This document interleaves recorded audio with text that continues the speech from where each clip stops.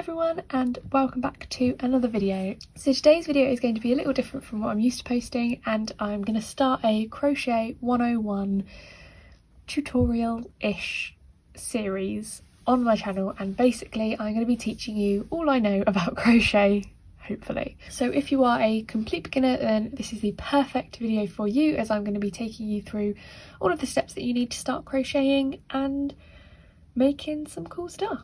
Hello, by the way. First of all, ignore my half painted nail, it chipped, very annoying.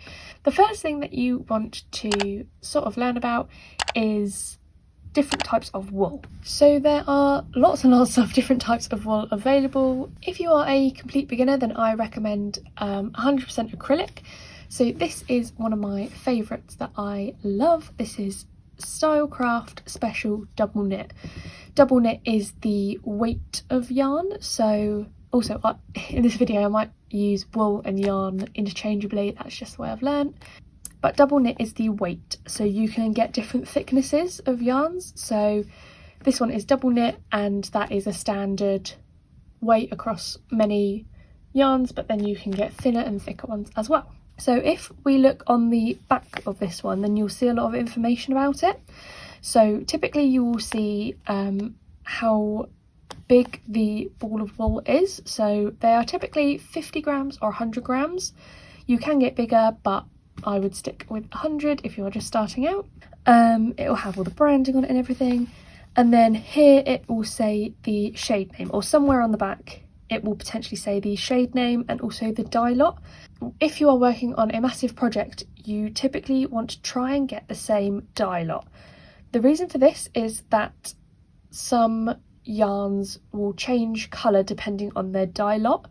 So for example, I might have this dye lot, which is 3199, and then I might be working on a blanket, be halfway through, run out, go to another one, and it will be 3201 or something will be the dye lot, and then it might be slightly lighter or slightly darker in colour. This can be very annoying. With mass-produced wools, it doesn't happen a lot, but it can. So that's just something to bear in mind. So it'll also say the shade name and the little code for it. This is very helpful. And then here it's got some information about what you can do with the wool. So this wool is machine washable at 30 degrees. You can tumble dry it cool, you can cool iron it, and you may dry clean it. It also tells you about the needles and the hooks that you can use for it. I love Stylecraft because they include crochet hooks, which not all wool brands do. So this is a 4mm, which is typically double knit. And then it also tells you the meters, or the yard, is it yardage?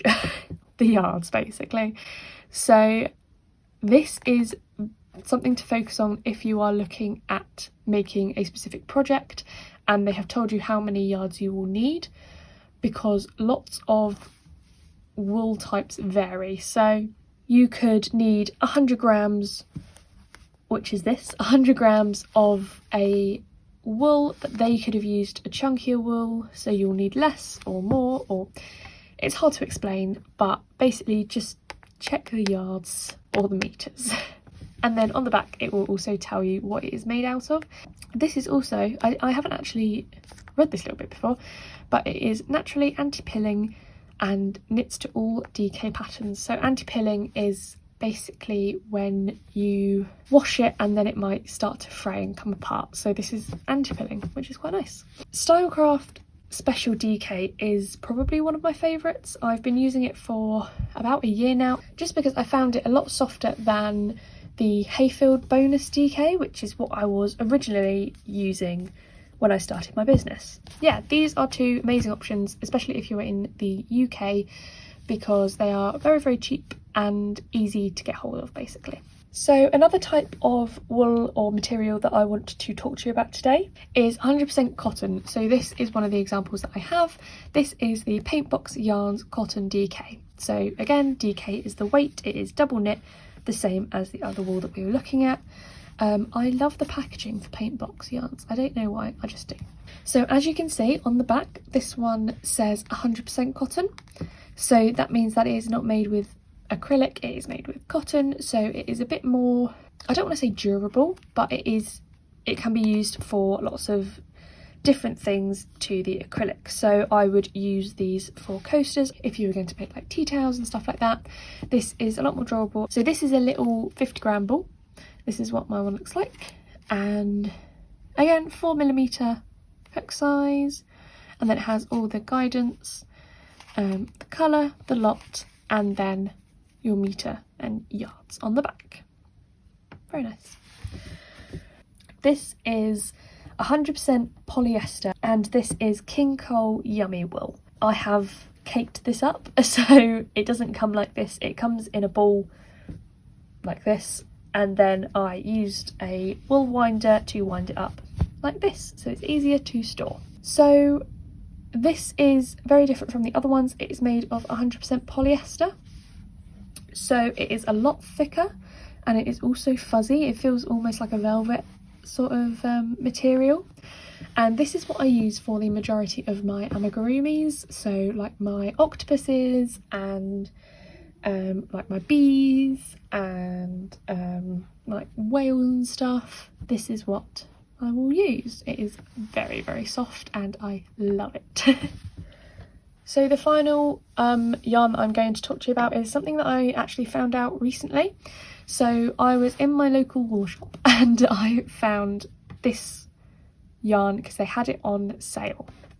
So this is the Stylecraft You and Me double knitting. I'm actually using this for one of my projects at the moment because it is so soft, and when I started talking about the different materials that wool is made out of, I had to grab this because this is honestly the softest wool that I've ever felt. And the reason for that is because it is 80% premium acrylic and 20% cashmere effect, I want to say polyamide, that's how I pronounce it, and those two together just make the softest wool ever. So definitely look at different combinations, and I love going into wool shops and feeling it because then you get a real sense of how it will feel depending on what project you're making. So yes, you can buy wool online, and I do typically do that once I've felt it and know what it's like, but for first time buying I definitely like to go into a shop. Okay, so now I'm going to move on to hooks. So hooks are also a very, very important part of crocheting because that's how you crochet. You can do it, I've seen people do it like with their fingers, but I have no idea.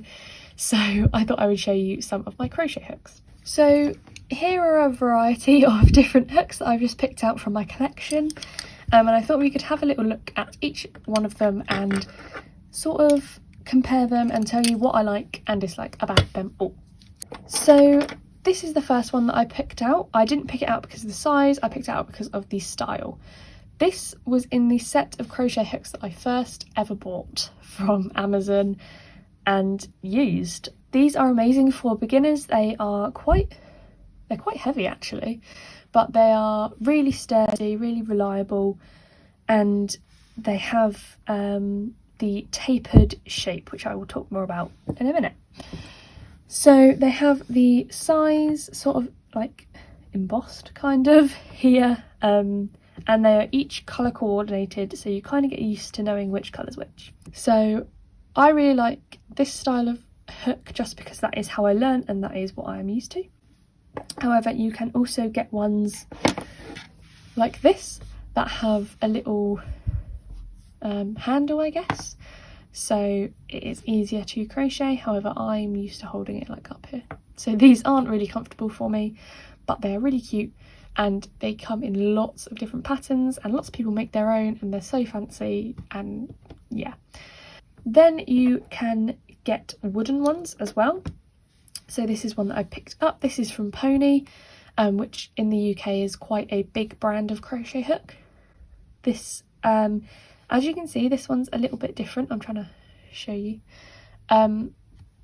to one like this.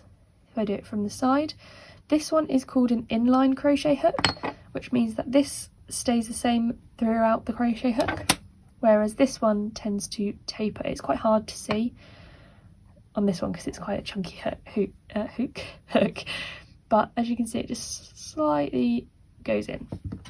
These also tend to have more of a round top, whereas these have a little point. I don't typically get on with wooden crochet hooks. I don't know why, I just find that they're not really nice on my wool that I use. A lot of people love them, but I do not, sadly. Another version of the wooden one is this. This is a tapered one, and it's got quite a, I don't know if you can see, but quite a point at the top, which is something that I didn't like about it when I started using it. I've used it quite a few times, but it gives more of a bigger stitch than I want. But it is so fancy. Look at it. It's beautiful. So these last two are the ones that I probably use the most at the moment. This one is also from Pony. It is just their aluminium hook. Again, it is tapered. And yeah, it is smooth, just like this first one. So it's easy, sat in my hand. And then the last one is from Clover. This is also quite a typical brand, I'd say, in the UK, or all around really. It is tapered, but it also has a handle, but it's quite a flat handle, which is a lot better than this one in my opinion, just because it sits nicely in my hand. So as you can see, hooks come in lots of different shapes and sizes. It is honestly just trial and error, finding the ones that you like and don't like. For me, I don't like these wooden ones as much, but yeah. So when you first buy crochet hooks, they do not have to be expensive at all. I picked up a set of these off of Amazon, and they were £7.99, and you got like 12 or something. It was very good price, especially when I was just starting out, and you got a range of sizes as well. So the last thing that I want to talk about, which is sort of like essentials, is sort of some of the accessories that you may need when crocheting. Some scissors, very important, because you will need to cut your yarn at some point, I promise, and scissors are amazing for that. These are just some that I use quite regularly. You can get them very cheap. I normally get mine from like Home Bargains or something, but you can also just use household scissors. It doesn't really matter. They all do the same thing. So you may also need something called a darning needle. Now this is different to a regular sewing needle as they are a little bit thicker, but they do come in all shapes and sizes. So as you can see, I have a few. And yeah, so as you can see, the points do vary from super thick, like this one, and it looks quite blunt at the end, to really thin, like this one. I don't know if you can see that. And the majority of mine are metal, but you can get plastic ones. I find that these work best with polyester yarn, just because sometimes the fibres can split and then you've just got a little bit of thread in between. I feel like that happens the most with with metal needles, but that's just from my experience. So this is what I basically use this one for. I've lost these so many times. I've actually lost one at the moment and I have no idea where it is because it came in a pack of 2, so I might have to buy another. These are also rather flexible as well. You can also get darning needles that curve at the end. I don't actually have any, but I have seen them and they will also work just as well. The reason that you will need darning needles is because at the end of projects you typically weave in your ends just to make it look a bit neater. So yeah, that is what I use darning needles for. And then the final thing that I think is not essential but recommended when you are crocheting is stitch markers. Now stitch markers again can come in all shapes and sizes, and you do not need to go out and typically buy stitch markers. You will probably have something that you can use in your home already. So these are just a few examples of stitch markers that I have used. So I started off by using safety pins. These worked really well for like my first year of crocheting. I used safety pins and honestly can't complain, they're very, very good. I then moved up and bought some stitch markers. These come in all different shapes and sizes. And these, I do not use safety pins anymore. I do use these stitch markers, probably the ones that I use most frequently. Yeah, they are just made out of plastic, and you pop them in your stitch, clip it in, and then it will stay there. And then these ones I got recently in a magazine that I got, but you could technically make these by yourself, or I've seen a lot of people on Etsy sell them. So you have a little charm on the end and then just a little clip, and it works the same. You clip it onto your stitch and then it will stay there, and also it will look really pretty. But an alternative is that if you don't have any of these, you can use a bobby pin or a hair grip or whatever you like to call it.